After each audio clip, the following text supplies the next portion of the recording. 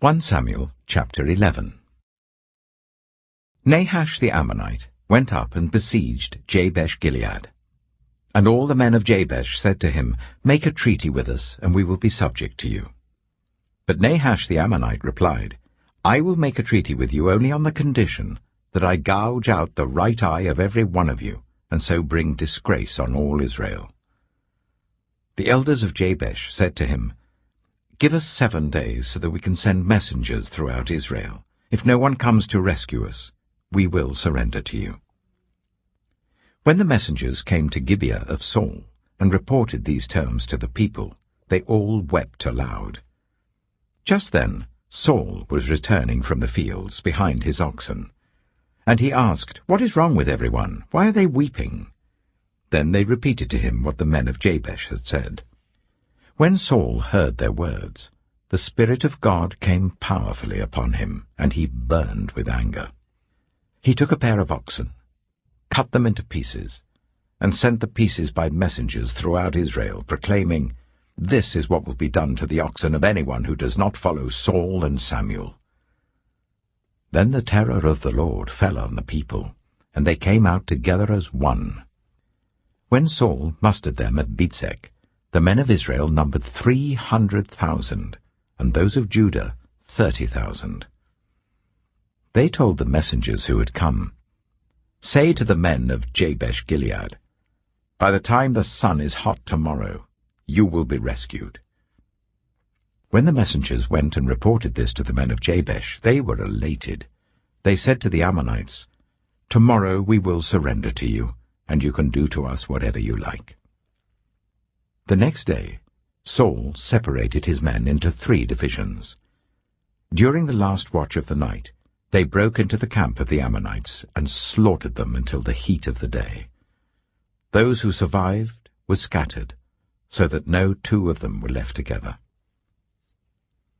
The people then said to Samuel, "Who was it that asked, 'Shall Saul reign over us?'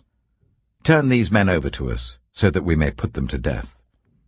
But Saul said, "No one will be put to death today, for this day the Lord has rescued Israel." Then Samuel said to the people, "Come, let us go to Gilgal, and there renew the kingship." So all the people went to Gilgal, and made Saul king in the presence of the Lord. There they sacrificed fellowship offerings before the Lord, and Saul and all the Israelites held a great celebration. 1 Samuel chapter 12. Samuel said to all Israel, "I have listened to everything you said to me, and have set a king over you. Now you have a king as your leader. As for me, I am old and grey, and my sons are here with you. I have been your leader from my youth until this day. Here I stand. Testify against me in the presence of the Lord and his anointed. Whose ox have I taken? Whose donkey have I taken? Whom have I cheated? Whom have I oppressed? From whose hand have I accepted a bribe to make me shut my eyes? If I have done any of these things, I will make it right." "You have not cheated or oppressed us," they replied. "You have not taken anything from anyone's hand." Samuel said to them, "The Lord is witness against you, and also his anointed is witness this day, that you have not found anything in my hand." "He is witness," they said. Then Samuel said to the people, "It is the Lord who appointed Moses and Aaron, and brought your ancestors up out of Egypt.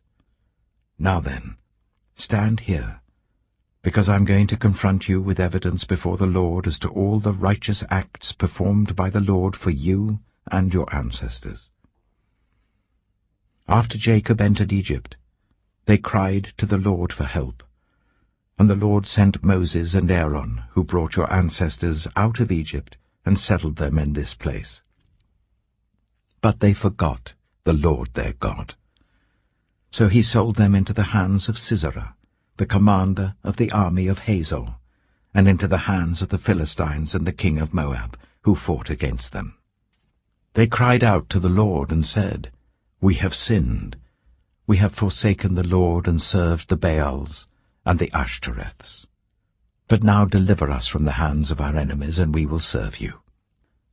Then the Lord sent Jerubbaal, Barak, Jephthah, and Samuel, and he delivered you from the hands of your enemies all around you, so that you lived in safety.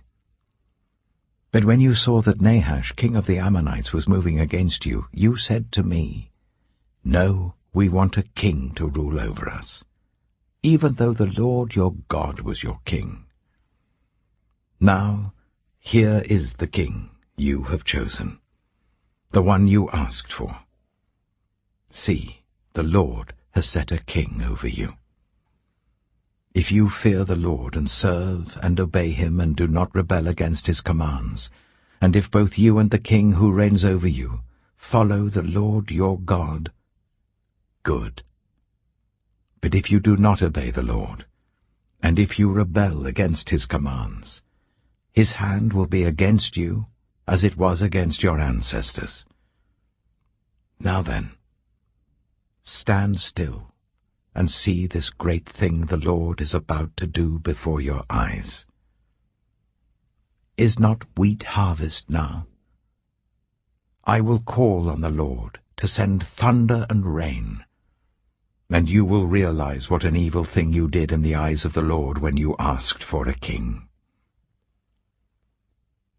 Then Samuel called on the Lord, and that same day the Lord sent thunder and rain. So all the people stood in awe of the Lord and of Samuel. The people all said to Samuel, "Pray to the Lord your God for your servants, so that we will not die. For we have added to all our other sins the evil of asking for a king." "Do not be afraid," Samuel replied. "You have done all this evil. Yet do not turn away from the Lord, but serve the Lord with all your heart. Do not turn away after useless idols. They can do you no good, nor can they rescue you, because they are useless. For the sake of his great name the Lord will not reject his people, because the Lord was pleased to make you his own. As for me, far be it from me that I should sin against the Lord by failing to pray for you, and I will teach you the way that is good and right. But be sure to fear the Lord and serve him faithfully with all your heart. Consider what great things he has done for you.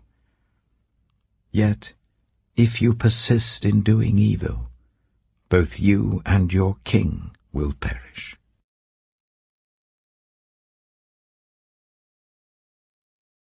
1 Samuel chapter 13. Saul was 30 years old when he became king, and he reigned over Israel for 42 years. Saul chose 3,000 men from Israel. 2,000 were with him at Michmash in the hill country of Bethel, and 1,000 were with Jonathan at Gibeah in Benjamin. The rest of the men he sent back to their homes.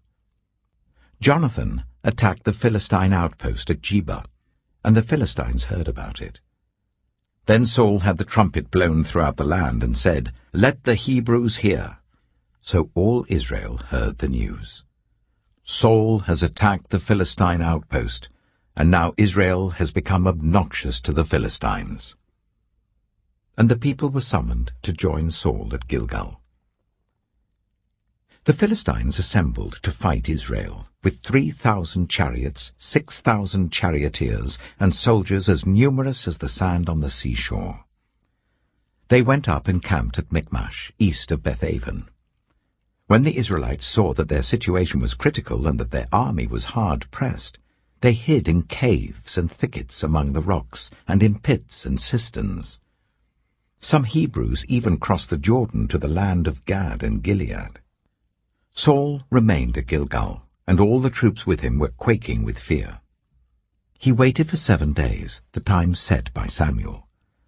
But Samuel did not come to Gilgal, and Saul's men began to scatter. So he said, "Bring me the burnt offering and the fellowship offerings." And Saul offered up the burnt offering. Just as he finished making the offering, Samuel arrived, and Saul went out to greet him. "What have you done?" asked Samuel.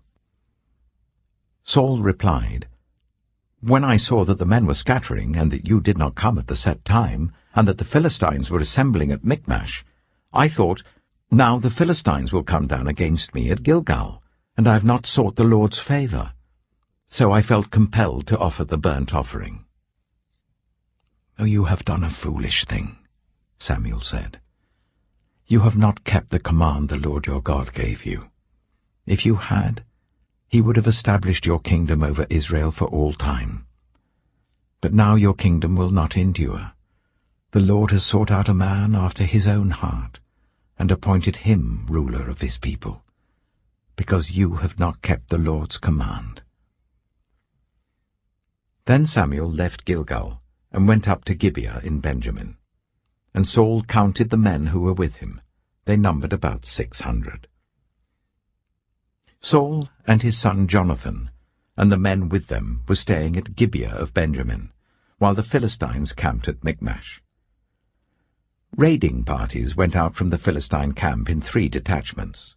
One turned towards Ophrah in the vicinity of Shual, another towards Beth-horon, and the third towards the borderland overlooking the valley of Zeboim, facing the wilderness. Not a blacksmith could be found in the whole land of Israel, because the Philistines had said, "Otherwise the Hebrews will make swords and spears." So all Israel went down to the Philistines to have their plowshares, mattocks, axes, and sickles sharpened. The price was 2/3 of a shekel for sharpening plowshares and mattocks, and 1/3 of a shekel for sharpening forks and axes, and for repointing goads.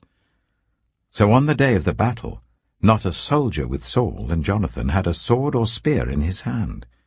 Only Saul and his son Jonathan had them. Now a detachment of Philistines had gone out to the pass at Michmash. 1 Samuel chapter 14. One day Jonathan, son of Saul, said to his young armor-bearer, "Come, let's go over to the Philistine outpost on the other side." But he did not tell his father. Saul was staying on the outskirts of Gibeah, under a pomegranate tree in Migron. With him were about 600 men, among whom was Ahijah, who was wearing an ephod.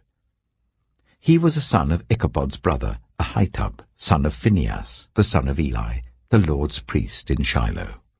No one was aware that Jonathan had left. On each side of the pass that Jonathan intended to cross to reach the Philistine outpost was a cliff.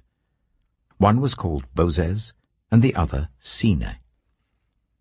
One cliff stood to the north towards Michmash, the other to the south towards Geba. Jonathan said to his young armor-bearer, "Come, let's go over to the outpost of those uncircumcised men. Perhaps the Lord will act on our behalf. Nothing can hinder the Lord from saving, whether by many or by few." "Do all that you have in mind," his armor-bearer said. "Go ahead. I am with you, heart and soul."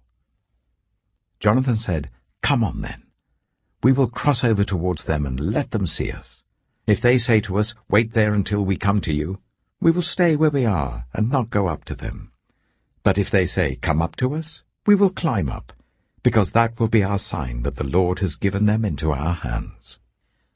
So both of them showed themselves to the Philistine outpost. "Look," said the Philistines, "the Hebrews are crawling out of the holes they were hiding in." The men of the outposts shouted to Jonathan and his armor-bearer, "Come up to us and we'll teach you a lesson."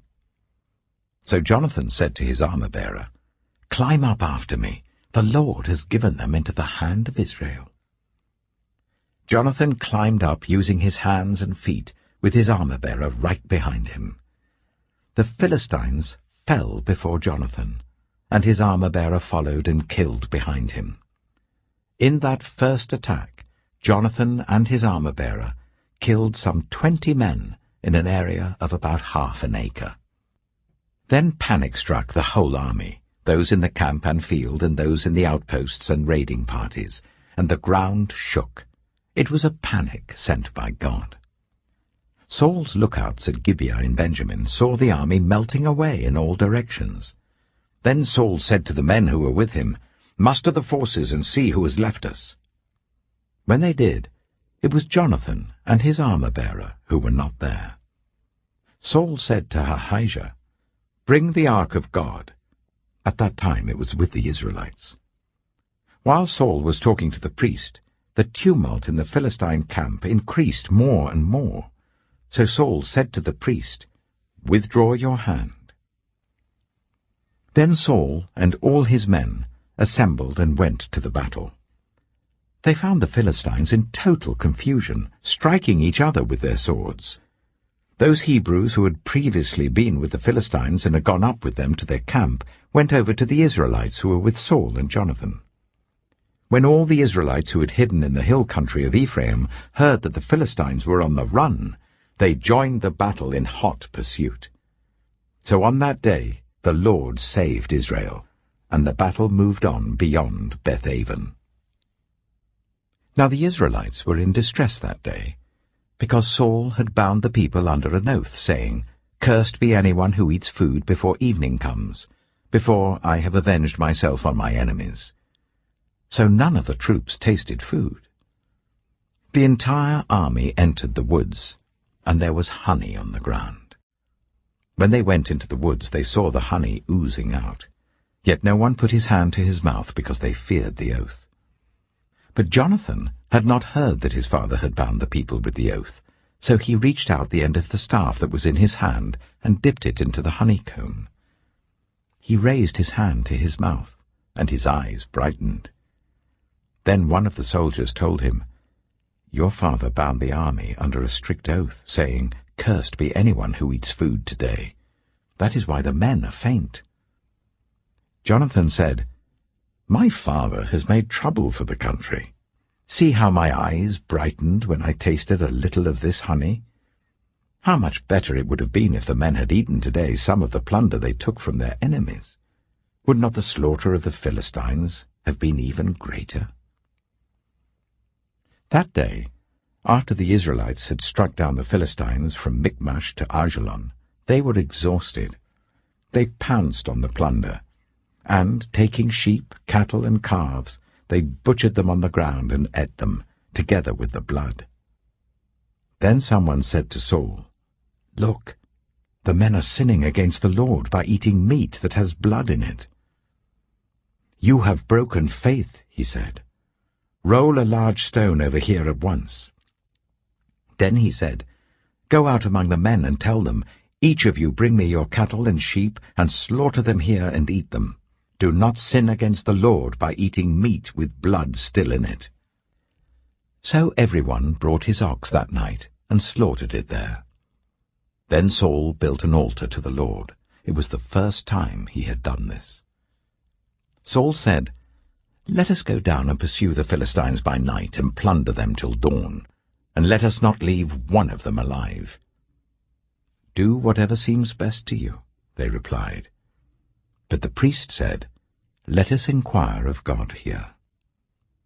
So Saul asked God, "Shall I go down and pursue the Philistines? Will you give them into Israel's hand?" But God did not answer him that day. Saul therefore said, "Come here, all you who are leaders of the army, and let us find out what sin has been committed today. As surely as the Lord who rescues Israel lives, even if the guilt lies with my son Jonathan, he must die." But not one of them said a word. Saul then said to all the Israelites, "You stand over there. I and Jonathan my son will stand over here." "Do what seems best to you," they replied. Then Saul prayed to the Lord, the God of Israel, "Why have you not answered your servant today? If the fault is in me or my son Jonathan, respond with Urim. But if the men of Israel are at fault, respond with Thummim." Jonathan and Saul were taken by lot, and the men were cleared. Saul said, "Cast the lot between me and Jonathan my son." And Jonathan was taken. Then Saul said to Jonathan, tell me what you have done." So Jonathan told him, "I tasted a little honey with the end of my staff, and now I must die?" Saul said, "May God deal with me, be it ever so severely, if you do not die, Jonathan." But the men said to Saul, "Should Jonathan die? He who has brought about this great deliverance in Israel? Never. As surely as the Lord lives, not a hair of his head shall fall to the ground, for he did this today with God's help." So the men rescued Jonathan, and he was not put to death. Then Saul stopped pursuing the Philistines, and they withdrew to their own land. After Saul had assumed rule over Israel, he fought against their enemies on every side: Moab, the Ammonites, Edom, the kings of Zobah, and the Philistines. Wherever he turned, he inflicted punishment on them. He fought valiantly and defeated the Amalekites, delivering Israel from the hands of those who had plundered them. Saul's sons were Jonathan, Ishvi, and Malchishua. The name of his elder daughter was Merab, and that of the younger was Michal. His wife's name was Ahinoam, daughter of Ahimaaz. The name of the commander of Saul's army was Abner, son of Ner, and Ner was Saul's uncle. Saul's father, Kish, and Abner's father, Ner, were sons of Abiel. All the days of Saul there was bitter war with the Philistines, and whenever Saul saw a mighty or brave man, he took him into his service. 1 Corinthians chapter 12. Now, about the gifts of the Spirit, brothers and sisters, I do not want you to be uninformed. You know that when you were pagans, somehow or other you were influenced and led astray to dumb idols. Therefore I want you to know that no one who is speaking by the Spirit of God says, "Jesus be cursed," and no one can say, "Jesus is Lord," except by the Holy Spirit. There are different kinds of gifts, but the same Spirit distributes them. There are different kinds of service, but the same Lord. There are different kinds of working, but in all of them and in everyone it is the same God at work. Now to each one the manifestation of the Spirit is given for the common good. To one there is given, through the Spirit, a message of wisdom, to another a message of knowledge by means of the same Spirit, to another faith by the same Spirit, to another gifts of healing by that one Spirit, to another miraculous powers, to another prophecy, to another distinguishing between spirits, to another speaking in different kinds of tongues, and to still another the interpretation of tongues. All these are the work of one and the same Spirit, and he distributes them to each one just as he determines.